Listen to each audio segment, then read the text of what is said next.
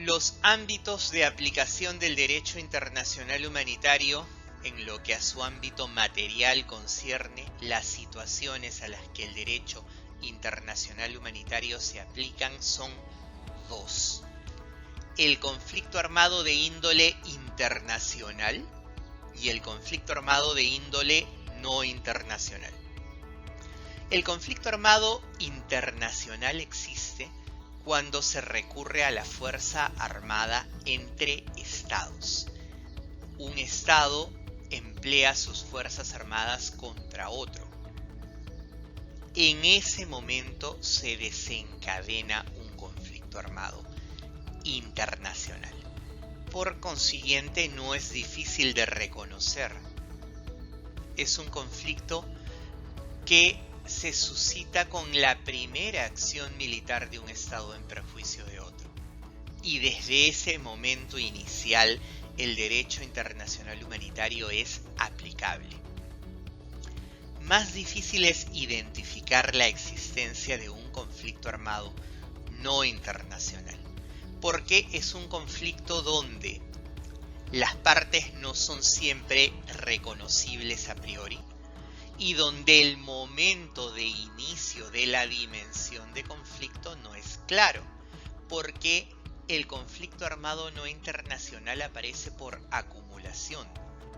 Estamos hablando de violencia armada prolongada, no de un único evento de violencia, ni de un evento esporádico aislado de violencia, sino de una violencia que se sostiene en el tiempo. Ya vamos a ver esto con más detalle. Esta violencia ocurre entre autoridades gubernamentales, normalmente las Fuerzas Armadas de un Estado, y grupos armados organizados. Es decir, existe un colectivo del otro lado que no está conformado por combatientes regulares, que no está conformado por miembros de Fuerzas Armadas, sino que lo conforman personas que se han organizado para combatir el régimen de turno. Han tomado las armas y se han organizado militarmente para conducir un conflicto contra las Fuerzas Armadas regulares del Estado. Por poner un ejemplo cercano, Colombia y las FARC. Las FARC serían o habrían sido el grupo armado organizado que enfrentó durante largos años a el Estado colombiano. Este conflicto armado no internacional no es fácil de identificar en su origen, porque, insisto, llega al nivel de conflicto armado no internacional cuando la violencia es sostenida.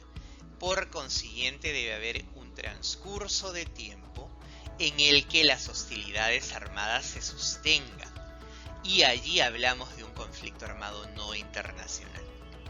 Un conflicto armado no internacional tiene dos características esenciales para existir: intensidad de hostilidades y organización colectiva de las partes.